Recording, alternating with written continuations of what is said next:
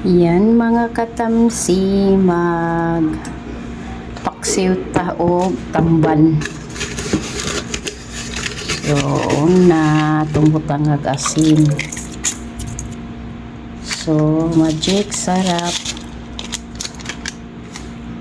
Black pepper. Black beans.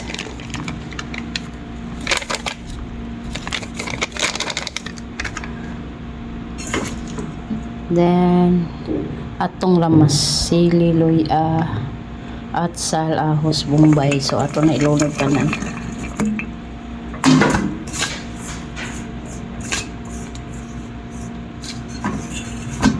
So, ayan. So, dayon ato i-takang. Di sa kumubutang og suka. Kay ato sa pahubson ang iyang sabaw. So yan mga katamsi. So yan mga katamsi, kay nagbukal-bukal naman ni siya. Nga nakaani man ko dito og talong sa akong tinanom, so butangan ko ni siya og talong.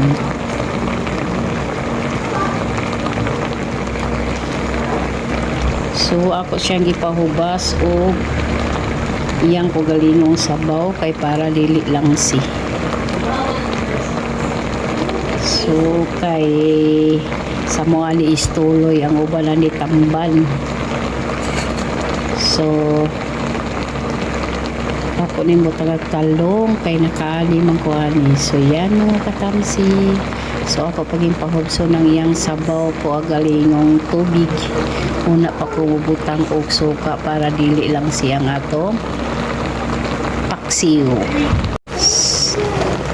So yan mga katamsi, kay nibokal man siya. So nihubas-hubas na yung sabaw.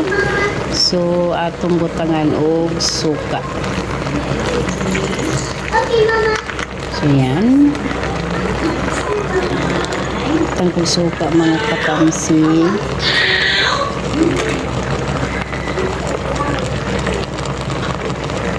So kay daghan na siya og sabaw. So butangin ako og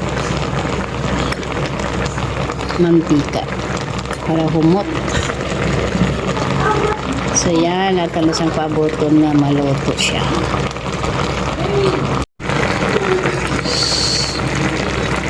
So yan mga katamsi, luto na itong paksiw nga tamban. So luto na sa datong talong. So